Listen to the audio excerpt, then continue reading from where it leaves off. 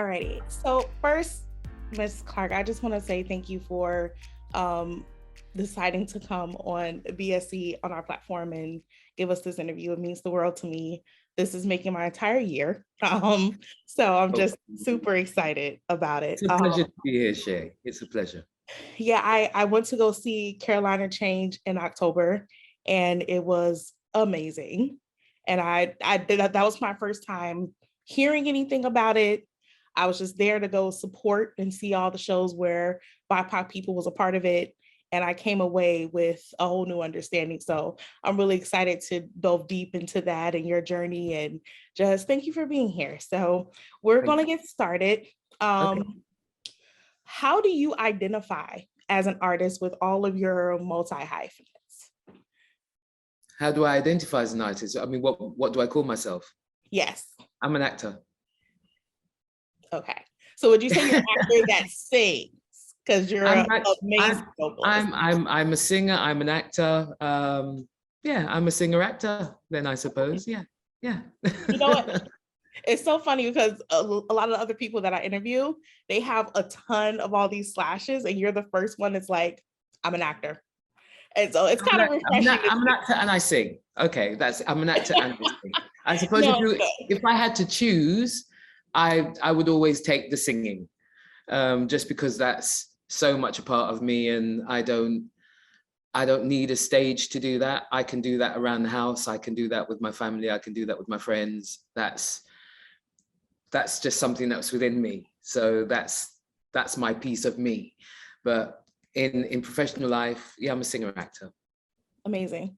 How many years do you have in the business? I started performing when I was 6, and I got my equity card and started performing professionally when I was 18. So I've been in the business since I was 6. Amazing.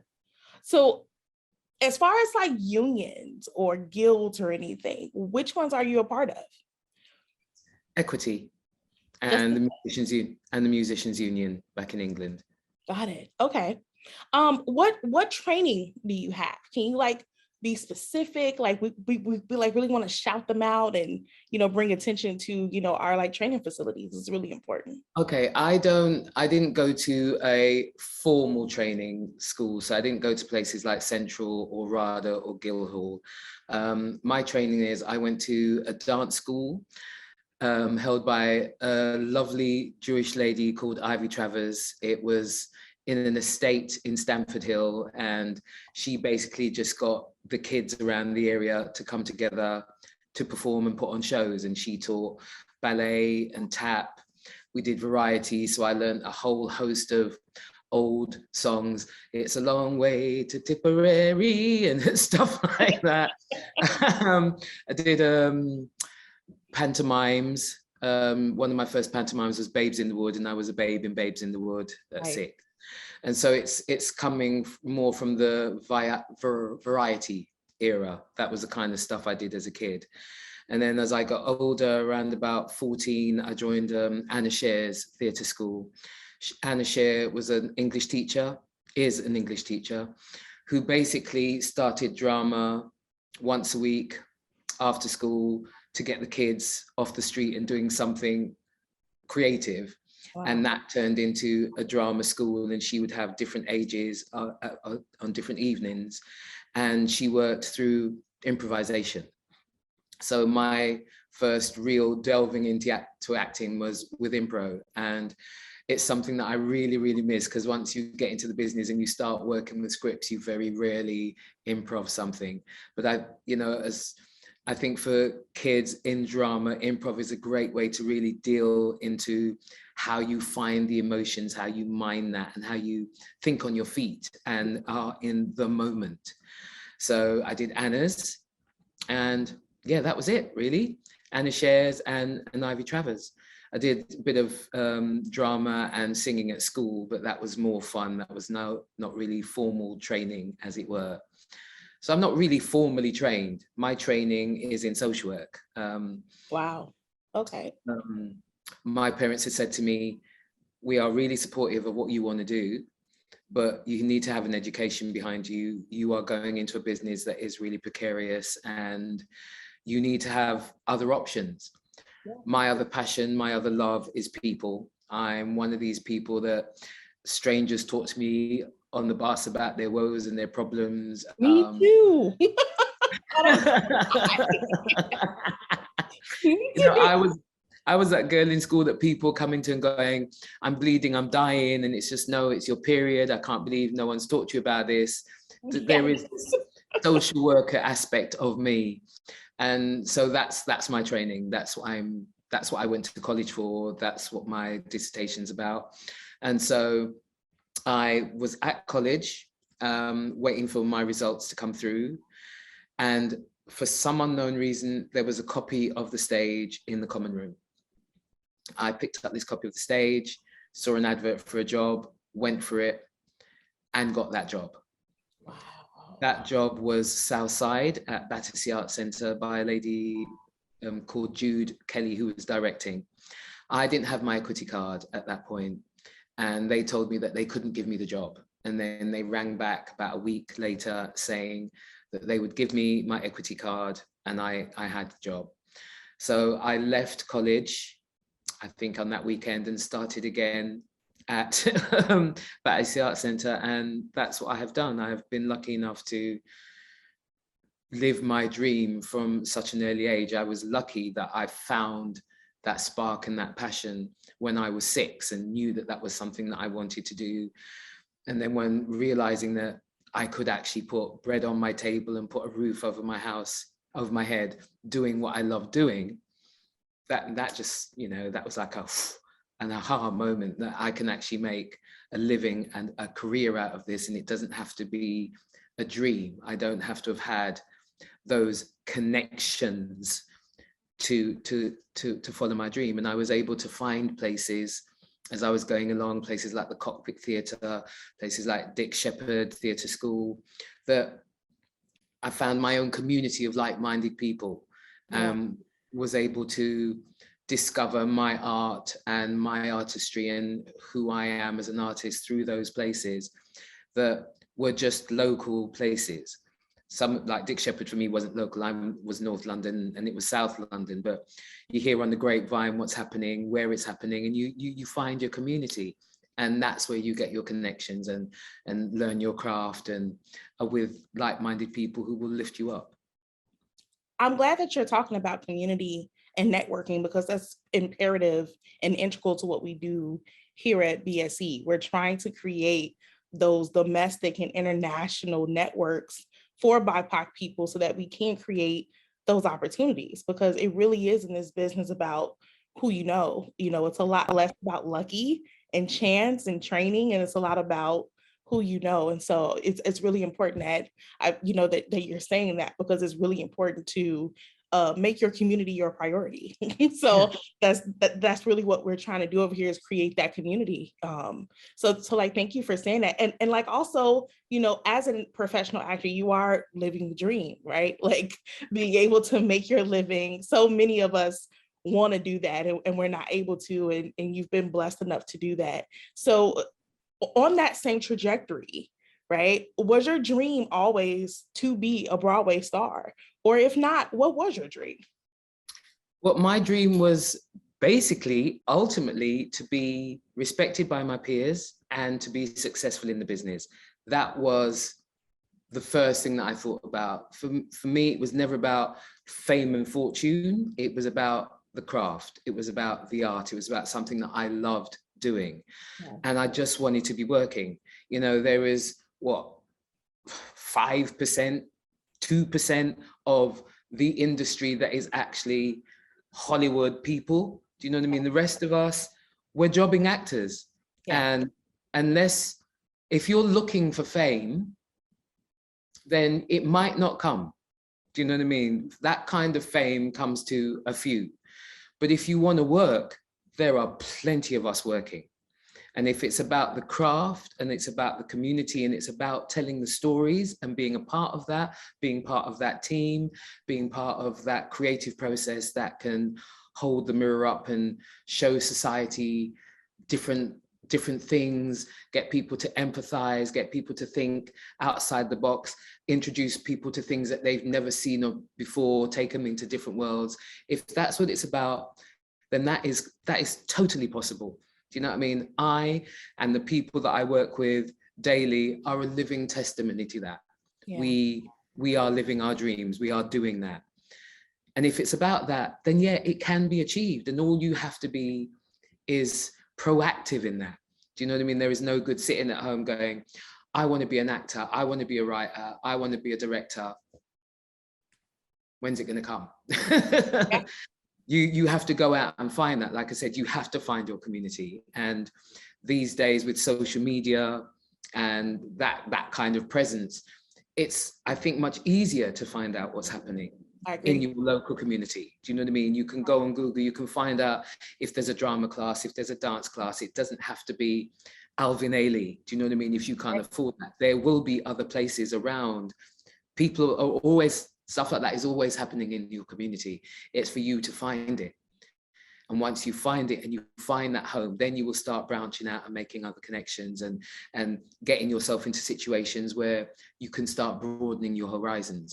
But you have to be proactive in it, and you have to want to do it, and it has to be about the craft. I said, if you're searching for fame, you can get fame for 5 minutes. You can go on some reality TV show and you can do all of that, but that doesn't build a career. Yeah, I keep hearing this thorough line. When I had interviewed Douglas Lyons of Chicken and Biscuits, he said the same thing. He said, no one is waiting for you, right? Like, you have to go out and like grab those opportunities by the horn. And it really always comes back to community and cultivating that community, right? But and cultivating it for yourself. Mm-hmm. Yeah, absolutely. But like actively advocating for yourself and for your work. But also in that same trajectory, right? Because we've had a history in the business of not being clear about unions, not being clear about pay, right? And things like that. And so, because of all the things that happened last year and everybody's coming out and being more transparent, one of the things we want to do here at BSE is try to talk to our community about pay and their thoughts on it, and just being transparent, giving average numbers or like saying that there's a growth from here to where I'm at now, right? So the question is, clearly you've been able to make a living as an artist, right? But kind of what do those numbers look like realistically for someone who is young, coming into the business and saying, I want to be an actor, I want to be an actress? What advice would you give them around pay? And can you give some examples of what your pay was looking like maybe when you were 18 or 25, or like trying to figure out how to do business? I mean, when I was 18, 25, that was a while ago, baby. Yeah. So hopefully things will have moved on from that. But, pay in this business, it ranges. Do you know what I mean? You can be doing a job one week where in my early days, maybe I was earning like 150 quid a week. Do you know what I mean? Luckily enough, I was at my parents' house and didn't have to have a roof over my head and think about rent and stuff like that. But pay can be minimal, or pay can be fantastic. You can get maybe a job where you're in the West End and I know you can start off at maybe £1,000 a week, £1,500 a week, or 500 a week. I mean, it just depends on what the shows are, who the producers are, what money is there up front in the first place. But the pay ranges. The best thing I would say is find an agent who can negotiate all of that for you. Gotcha.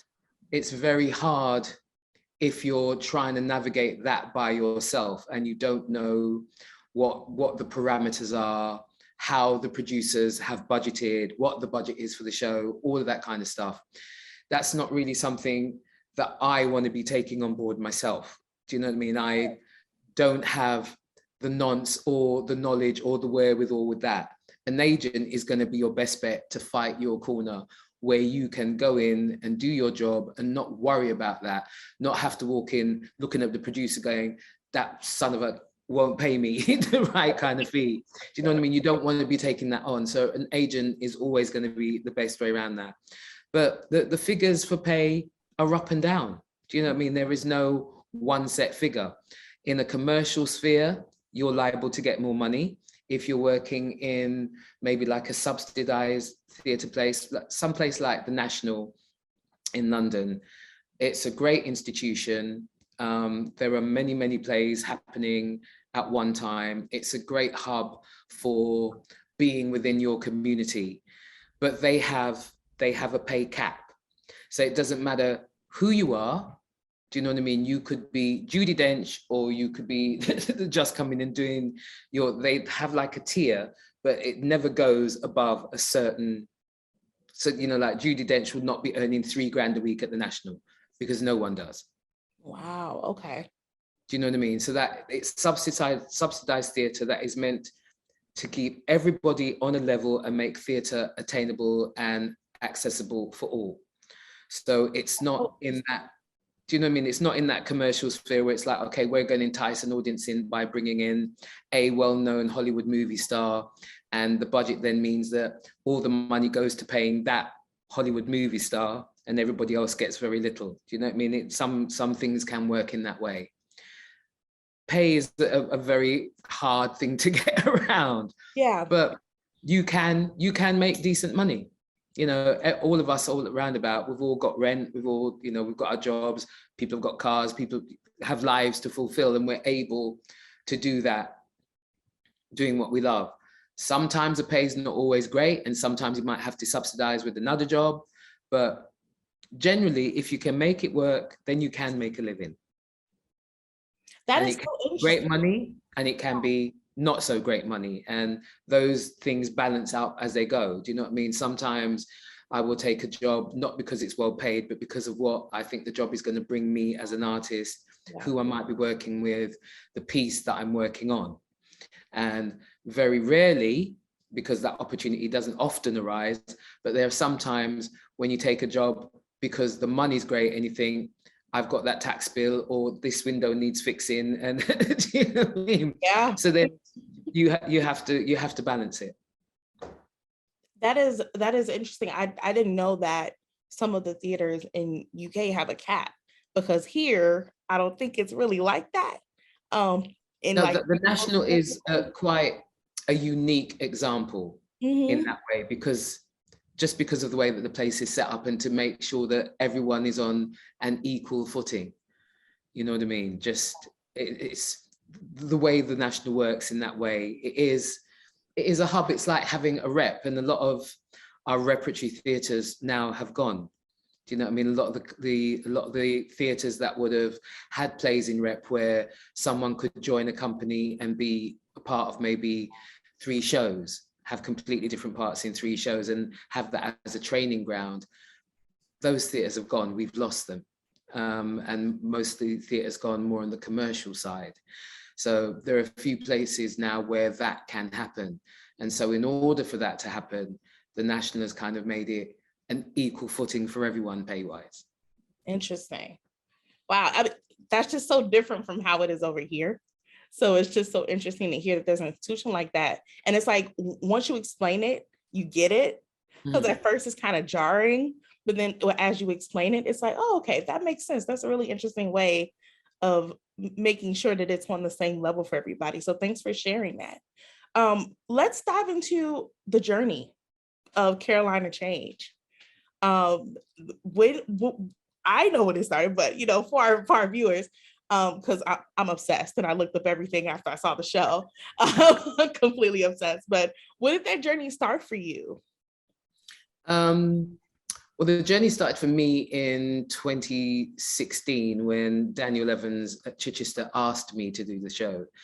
Luckily for me, I had seen the show at the National in 2006, and I went to see it because I had some friends in it. I knew nothing of the show, hadn't heard of it, didn't know any of the music, and watched it and just thought, this is such a wonderful, wonderful piece of theatre. I thought my friends were brilliant. I thought Tonya Pinkins was absolutely amazing. Such a tour de force of a role, and she just shined and owned it, and it was magnificent. But I went to see a show and I saw the show and I stepped away from it. I didn't have any thoughts about it at that time. I wasn't thinking, that's a role I'm going to have to play. Do you know what I mean? It was like, wow, that's amazing. And I'm so glad that I've been able to witness this and share that and see my friend shining. And I walked away. And then 10 years later, I have Daniel calling me and saying, I'm opening my season and I want to open with Caroline or Change. Firstly, I was like, that's a really brave choice for you, because Chichester is quite a conservative British town, and not really the kind of thing that they would be used to seeing. And so I thought it was a really brave choice and wanted to be a part of that. And also the role of Caroline is a tour de force and a no-brainer as to, do I want to take on that challenge? Yeah, I want to take on that challenge. I also want to tell that story. I think it's a wonderful story to tell, and a story that holds the mirror up, you know? Yeah. So we started in 2017. The week that we opened in Chichester was the week of the Charlottesville riots. So already we have a parallel of life and art happening at the same time. Yeah, simultaneously. Also for a British audience to understand the whole nature of the Confederate soldier statues and what that means, and the backlash of that, you know, with Charlottesville and all of that happening. As we've gone along, when we were in the Playhouse in 2019, I'd be going into work and the Playhouse was around the corner from Trafalgar Square. And at that point, we had the English Defence League, who were having their protest marches and their rallies at Trafalgar Square. And I'd be coming into work to do this show and have to look at this section of society who were just looking on me like I was scum. Wow. And so there you have that juxtaposition there. And then here we are now, 2021, after the summer and a half that we've just had, the nearly 2 years that we've just had with George Floyd's murder and Black Lives Matter movement. Yeah. And, you know, the show once again feels in step with what is happening in the country. You know, the show was written in 1963 about change sweeping the country with the burgeoning civil rights movement, the assassination of JFK, who was a president who had made promises to Black and Jewish people. And then here we are, not even looking back in history and going and looking at it through a different lens. Here we are on the frontier of time, looking at it again through exactly the same lens. Exactly. Talking about change again. Yeah. And wanting to move from talking about change to actioning change, which is what we need. We need change to be actioned now. And there's, yeah, as proud as I am to be able to tell this story and hold the mirror up, it saddens me that it's still so relevant and we're still having to have this fight and we're still having to have this talk. Yeah, I feel the same way. I had a really jarring response to seeing the show that I want to get into after this question. But I kind of want to share my thoughts about it. Because like I said, like when I came, it was my first time seeing the show, even hearing about the show. I heard about it through a friend. And then I met Jeremy at a mutual function that we were at for stage managers, because I'm a stage manager as well. And then he was like, you got to come see the show. And I was like, I will be there.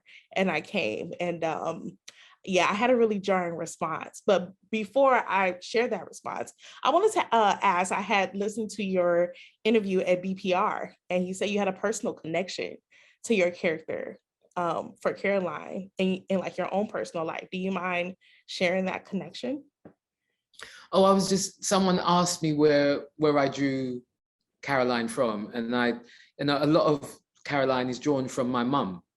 My mum's strength, my mum's loyalty, she was quite an opinionated lady.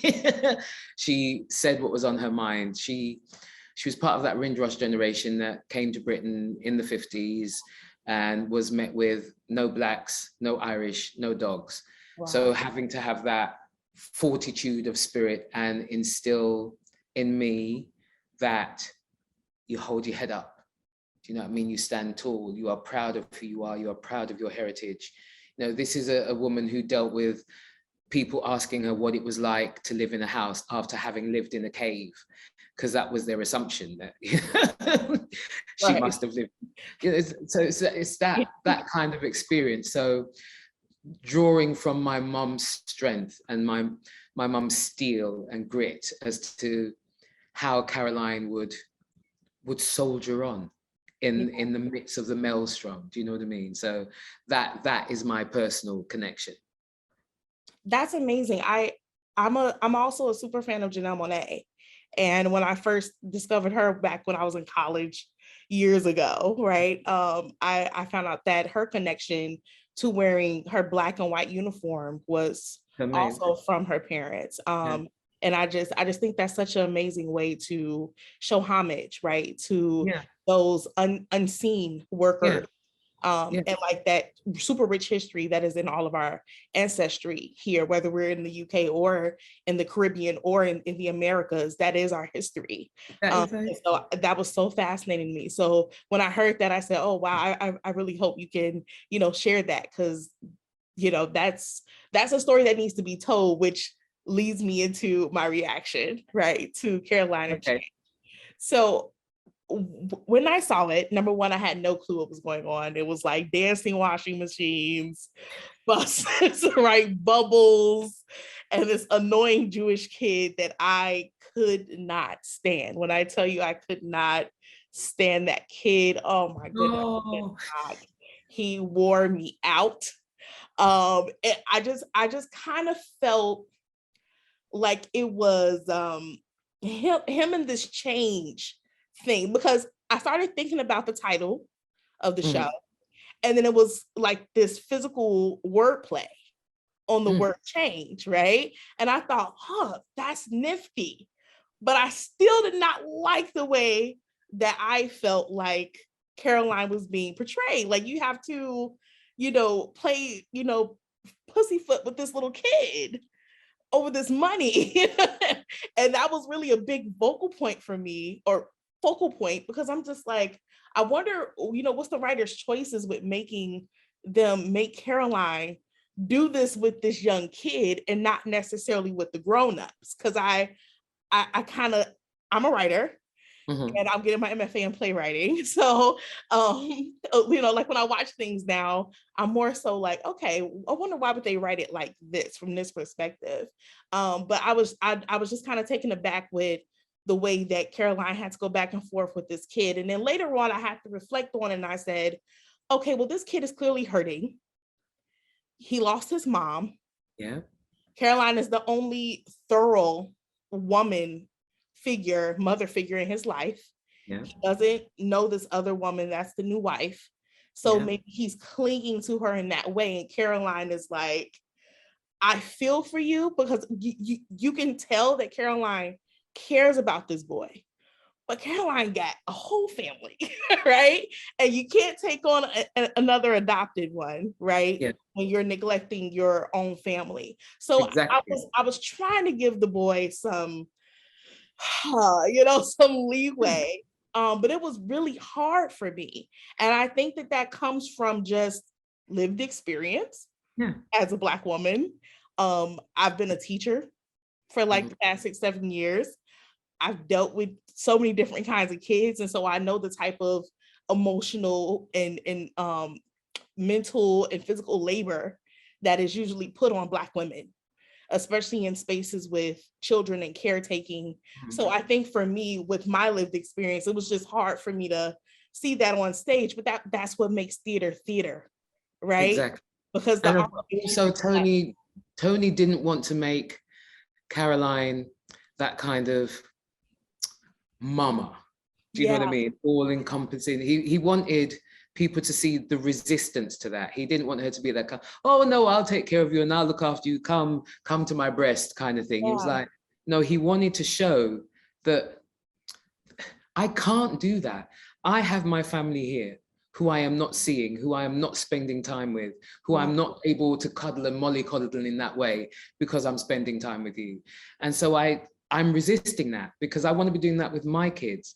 But like you said, there is the understanding. She has known this young man all his life. Yeah. She understands his grief.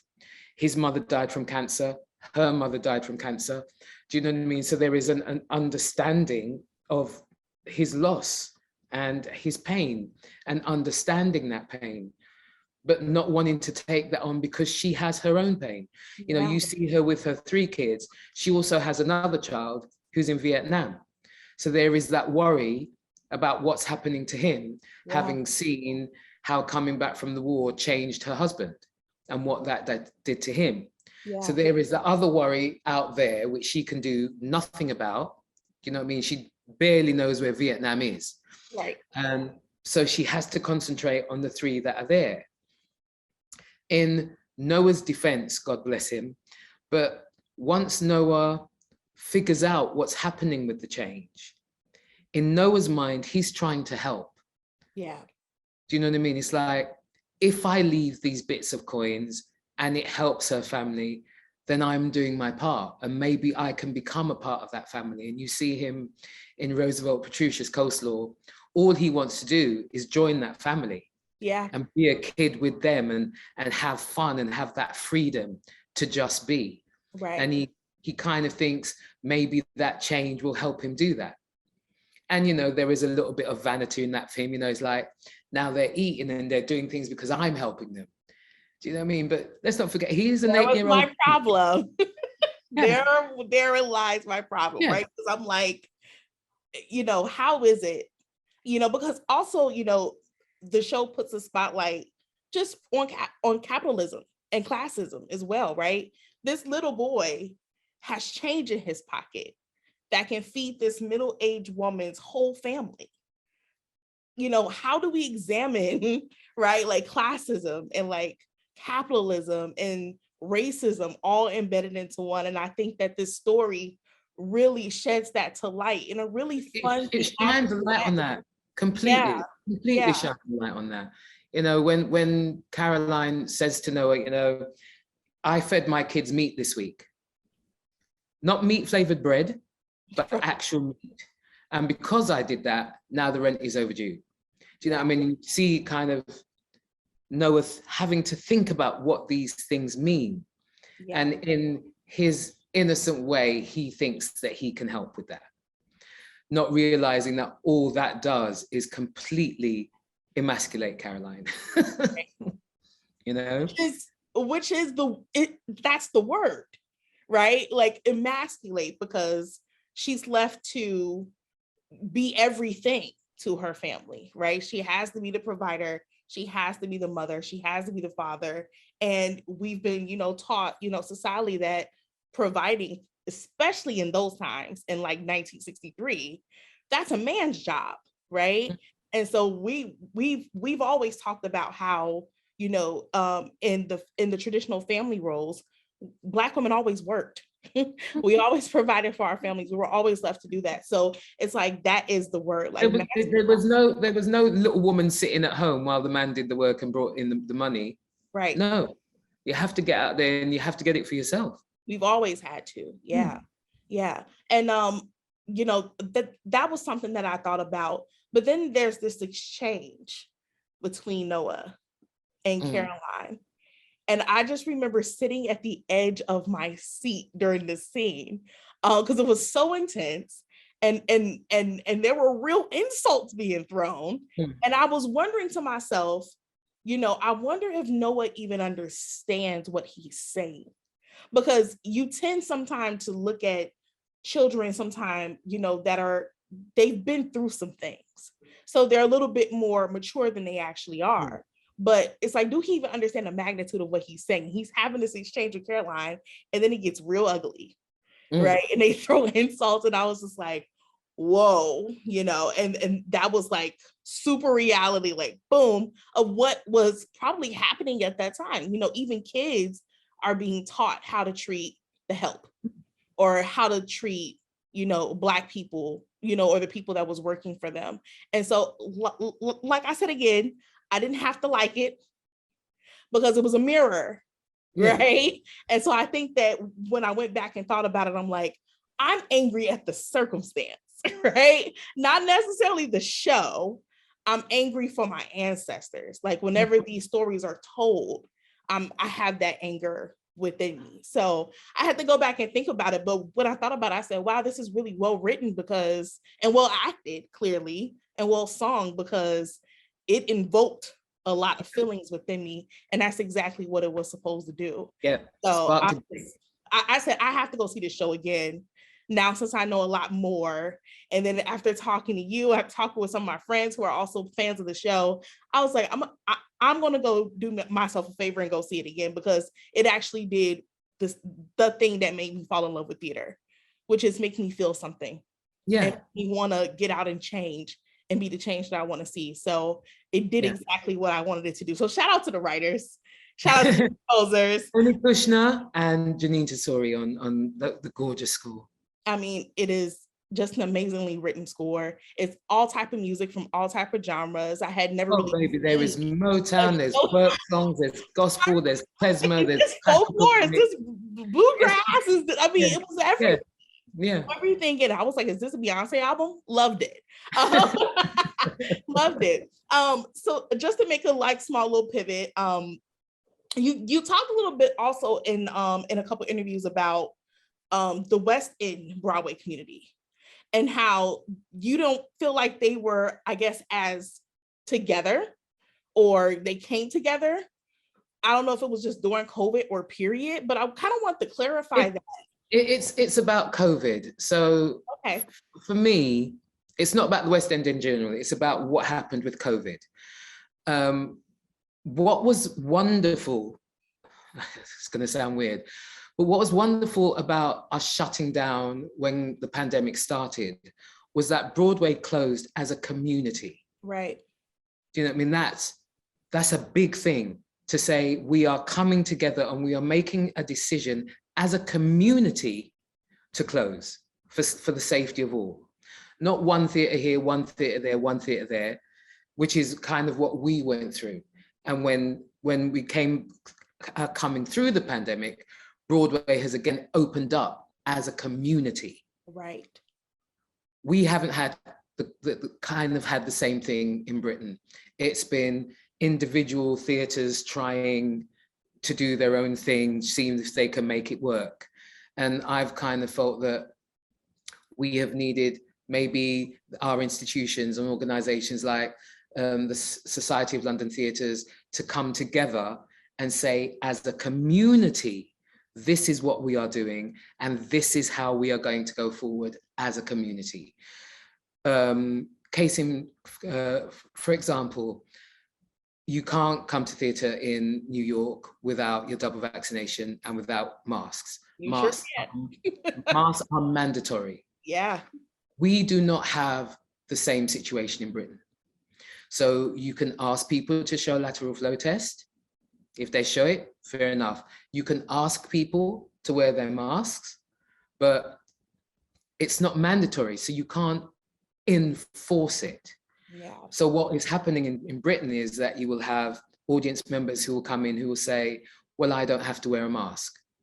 And then you have the ushers going, we want you to wear the mask because it's for our safety, for your safety, for the safety of the people who work front of house, for the safety of the show, the actors.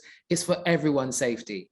But you've got audience members going, it's my right not to wear my mask. Absolutely. So then ushers are having to quarrel with the audience, which is not a good way for anybody to be coming to work to do anything. No. It's not a way for anyone to feel safe. Now, if we had a mandate in particularly in the West End and in London theatres that said, when you come to this theatre, you have to wear a mask. If people knew that when they were booking, do you know what I mean? It would be a completely different thing. No one would have to quarrel, but we don't have that. So that's why I'm saying there isn't that community feeling. There isn't that community way of driving forward and coming forward together in a way that is safe for all. Yeah. And that's the problem that I have. Yeah, I've seen probably like 6 or 7 shows because I'm currently in Florida. So I flew up to come support this historic year on Broadway. And literally before you even get your ticket electronically, they have you to read and acknowledge the COVID rules. And if you don't accept that and read that, you don't even get your ticket. Like, that's how serious it is. They send you a million emails for this one show, and you're like, Jesus, where's the ticket? But they're trying to make sure that you understand, if you show up to this show with no mask and no vaccine card, we will not let you in. And that is important. I really love that. That's important because it's about keeping the industry going. Yeah. You know, we in Britain, we have opened and closed and locked down and opened and locked down and open, and shows have tried to come up and they've closed again. They've tried to come up and they've closed again. And it's, you know, that it's not cost effective for a start. No. Do you know what I mean? If you're trying to put a show up and then you have to stop everything down and then you have to build it up again, that costs money. Health, safety. Do you know what I mean? That is the be all and the end all, really, for us to keep our industry open and continuing, and for shows not to be opening and closing, and for people not to feel unsafe when they come to the theatre. You know, I know that there are people in London right now who are not going to the theatre because they don't feel safe, because they don't know who they're sitting next to, because we don't have a mandate of you have to be vaccinated and you have to wear a mask. And if you are someone that says, well, I am not someone who is willing to take the vaccine, then at least wear a mask. Do you know what I mean? At least be selfish enough to want to protect yourself whilst you're sitting in an audience. I agree. And then others.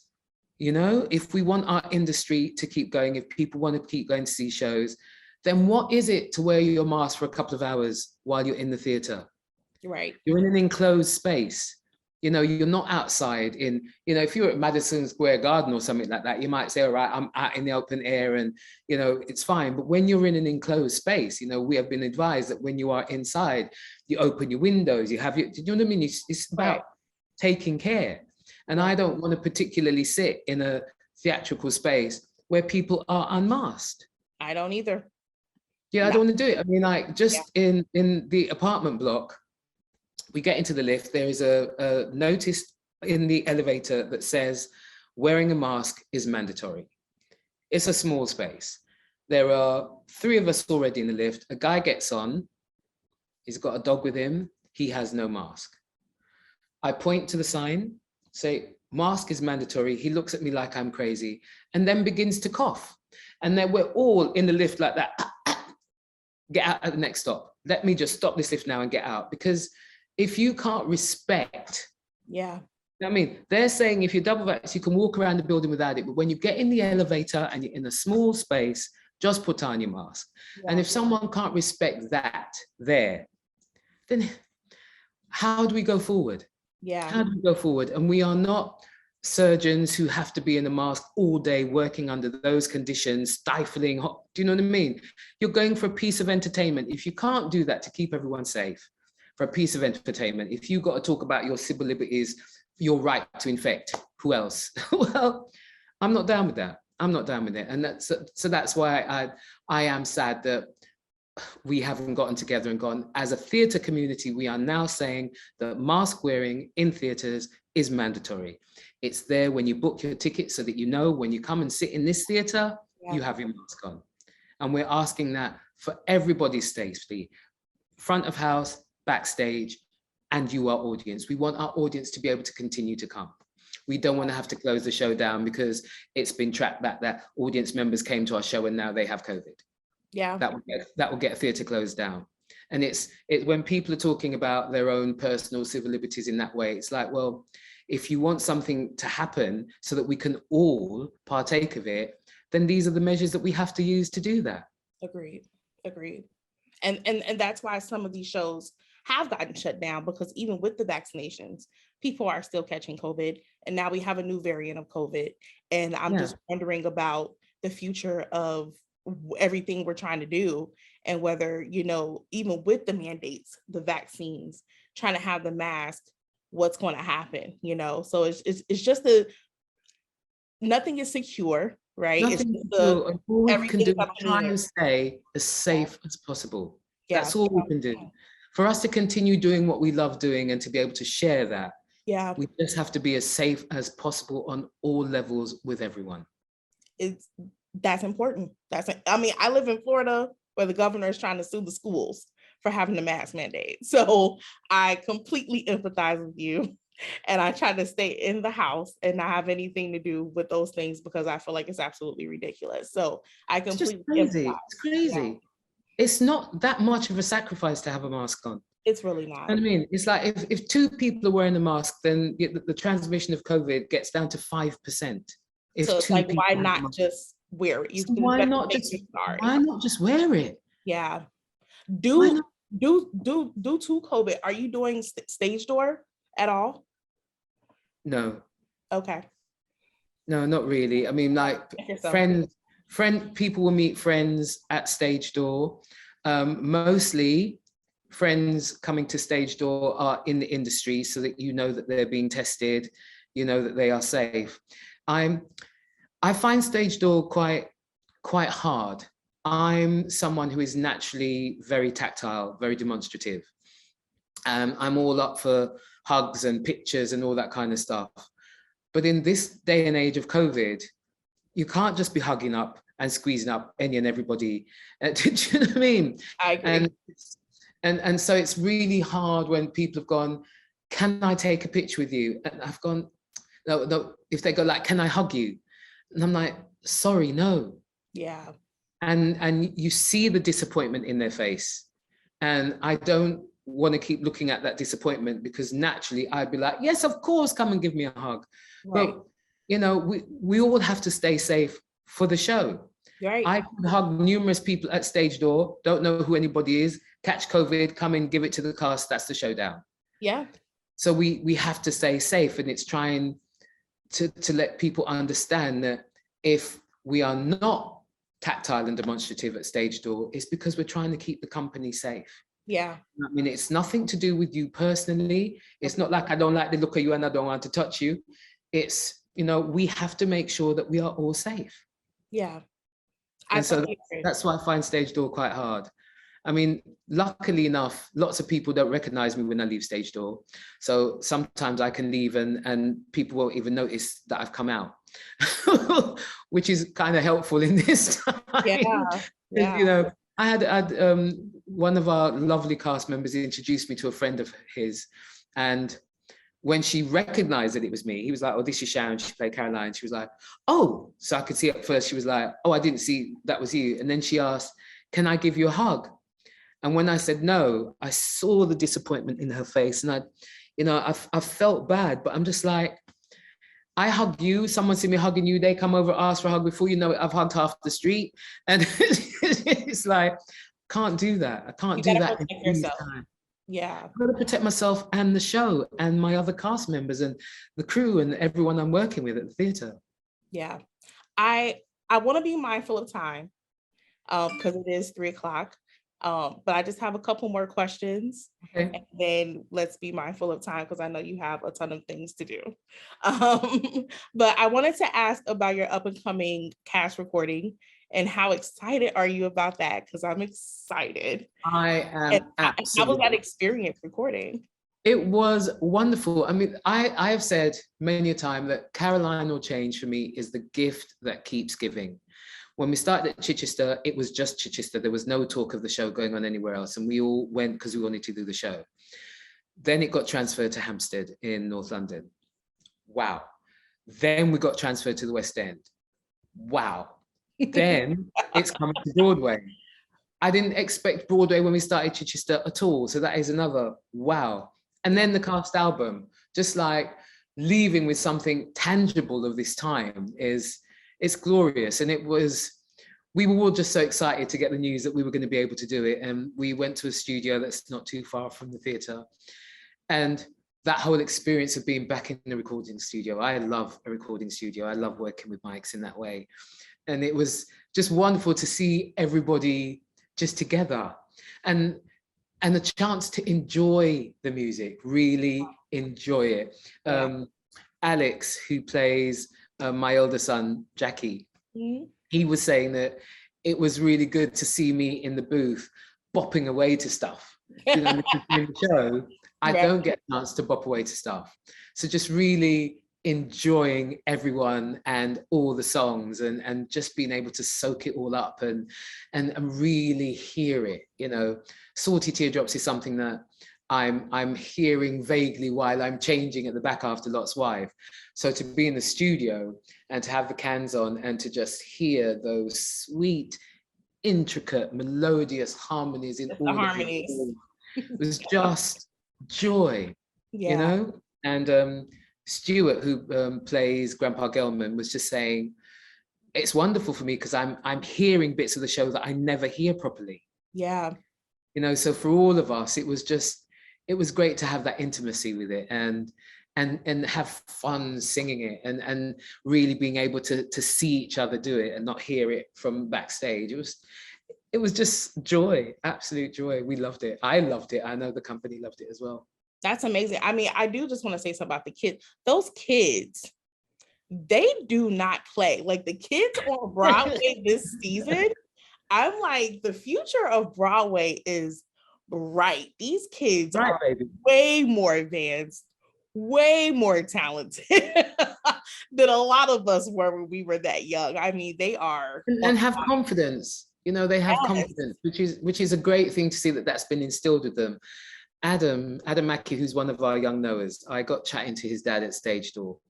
And his dad said to me that Adam had said to him when he was 7, one day, Dad, I'm going to be on Broadway.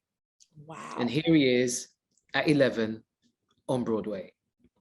When I was younger, I used to say, Mom, I'm going to be on Broadway. I'm turning 32. Let's pray. So the fact that he's able to make it happen in 4 years is just great. But the incidence of having that self-conviction, yeah, you know what I mean? And finding a way, and that has happened for him. And I'm like, yeah, go on, young man. Yes, you make that work. It is really amazing. How do you feel about being a part of this historic season where we have 8 Black playwrights on Broadway at the same time? 2 of the shows have closed, but we still have 6 open. 1 is opening. But like, how do you feel about just being a part of being on Broadway literally at the same time when all of this is happening in the history of Broadway? I'm part of history, baby. Yeah. Yeah. It's a first. It you is. know, and to be a part and amongst that first is a joyous thing.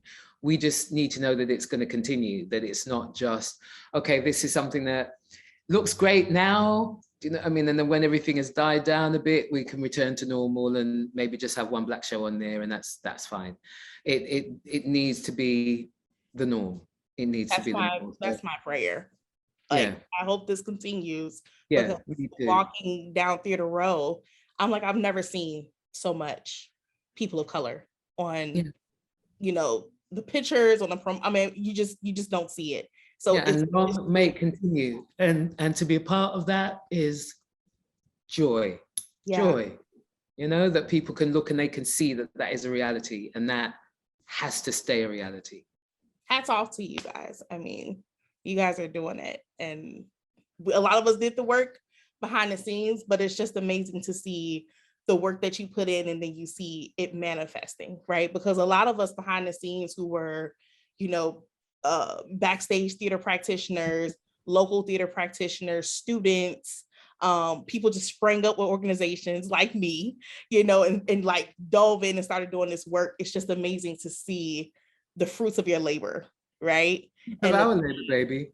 Yeah, it's just the power of community, the power of work, you know, the power of really coming together and saying this needs to change, and then seeing that change. We always come back to Carolina change. We always come back.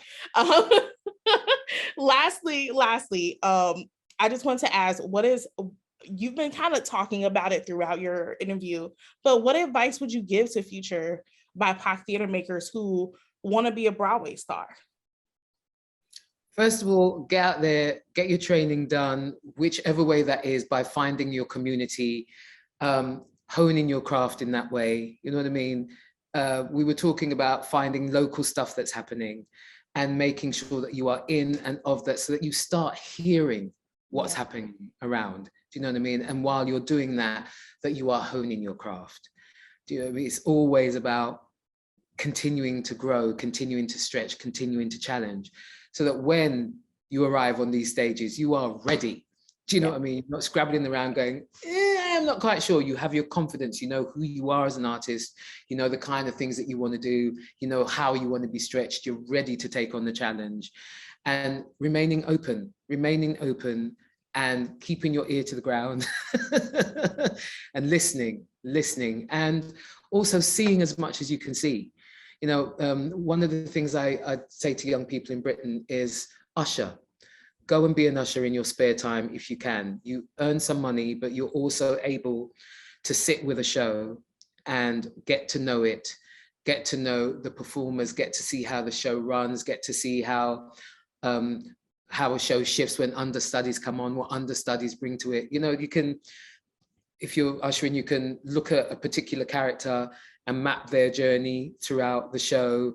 What is it about that performer that draws you in? What makes you lean back? Is someone upstaging themselves? How are they dealing with the audience when the audience is not on point that night, when the audience doesn't seem to be coming with you? How generous a performer is, how the lighting works. Is someone finding their light? How do you find your light on stage? All those kind of things. As an usher, you get the chance to see that happening every night, and to hone your craft from the outside by watching it being done every night. And then you earn a little change on the side. Do you know what I mean? That's really good advice. I think it's a good way of getting in there in the early days. Yeah. I really do. I mean, it can be it's a masterclass, because you're watching the show and you have time to look at different characters and how things run. And you can start noticing, oh, my girl doesn't quite find her light.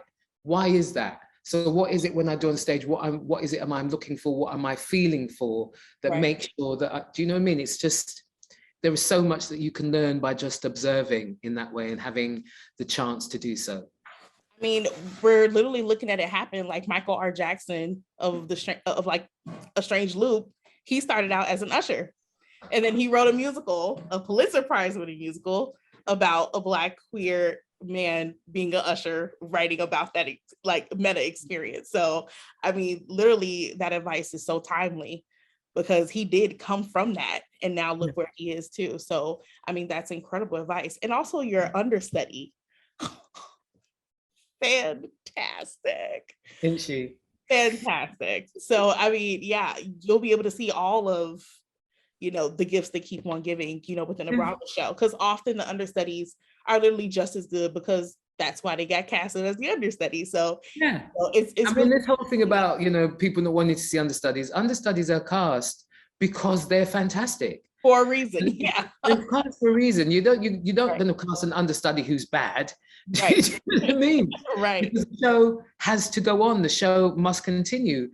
And as human beings, we're not machines. You know, anything can happen. You can get licked over by a bus the next day and you can't come into work.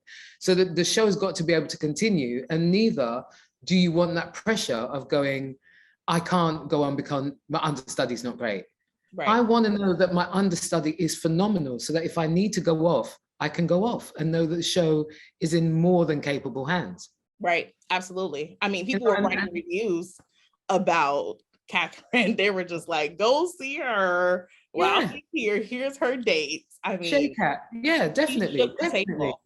Definitely. And you know, the whole thing about understudies is they do so much work.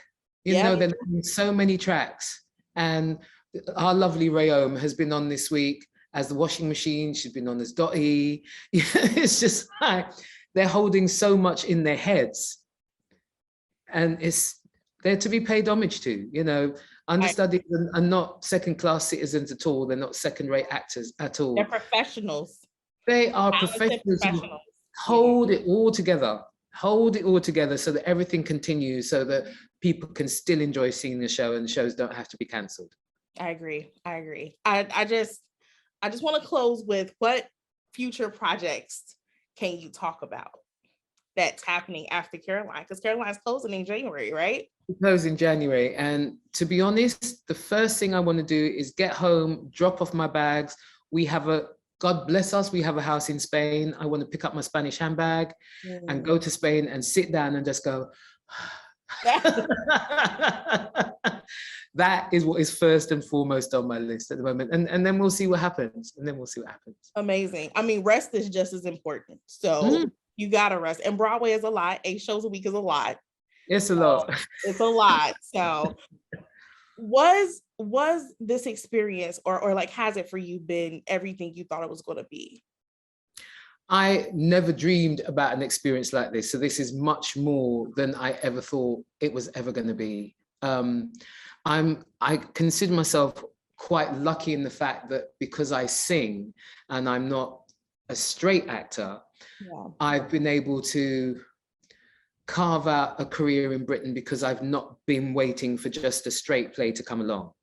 I think had I not been able to do musicals in that way, I probably would have been one of the Black British actors that left the UK in search of work, as so many of my peers have had to do, because, you know, I think of someone like Marion Jean-Baptiste, who was, for Britain, our first Black female Oscar nominee.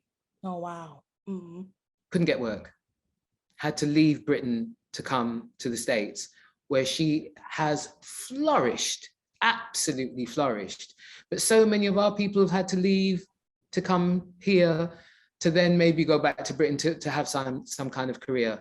And I think what spared me that was the fact that I could do musicals. So I wasn't just waiting for filming. I wasn't just waiting for straight plays to come along. And so because of that, I didn't ever really have that, I'm going to the States to work. There was a part of me that was very much, I can stay here because I have this other string to my bow. So I'm going to stay here to remind them that we are here, that they cannot all say, oh, the talent has left. Oh, we don't have the people here in Britain to do that. The people in Britain have always been there. It's just, there are some powers that be that never want to see that. And so I kind of just wanted to stay and be visible, to say, we are here. Yeah. So it was never really, I never had that, my dream was never, I'm gonna go to Broadway. And then on Ghost, it was kind of muted that I might come, but American Equity is so brilliant, and they just have that one person exchange. And at that time they brought Richard Fleishman over because he was playing Sam to Casey Levy's Molly, and that just made sense. And so that didn't happen. And I was like, well, it wasn't the right time, so that's fine. Having come to Broadway with this show, it's more than I could ever have dreamt of, much more than I could ever have dreamt of. And it's given me so much joy and fulfilled a dream that I didn't even realize I had. Do you know what I mean? It was just like, I can't find the right words. It's such a blessing and such an honor and such a privilege and such a joy to be in this glorious city, which I love, and having had time to not just visit now, but to be here and work here and spend a bit of time in this wonderful city. It's just joy. It's just joy. I'm a happy bunny, really. That's amazing. I just, you know, wanted to also let you know that, you know, a lot of the times when we're doing what we're supposed to do and what we're put on this earth to do and what we're aligned to do, we just never know the people that we touch. And so I've had the honor of telling some of my icons and people that I look up to personally, I see you. You reflect me. You're a mirror for me. And because you're here, I know that I can be there, and others feel the exact same way. So I just wanted to tell you, thank you for doing this, for existing, for doing it, because that's a hope for other dark-skinned women, middle-aged women, you know, other women that look like us, to say one day I want to be on Broadway and I can be the star of the show. And that's possible, because I was coming up and I graduated from school and I moved to New York City, like all of us hopefuls. this wasn't a thing, right? So it's just amazing, you know, being able to see this and like feeling like you're finally being seen. And so I just want to tell you thank you, and BSE wants to give you your flowers while you're here, and I want to honor you, and just thank you so much for coming on the show, Ms. Clarke, and just good luck with the rest of your run. I will be there to see it probably like 3 more times. And I just really hope that we cross paths, you know, again. That would be wonderful. You are such a joy. So that would be wonderful. It'll be a pleasure to meet you. It'll be a pleasure. Absolutely. Thank you so much, Shay. I've had a wonderful afternoon with you, chatting with you. Thank you. This is so much fun. Thank you so much. Take care, my darling. God bless. Take care. Bye. Bye.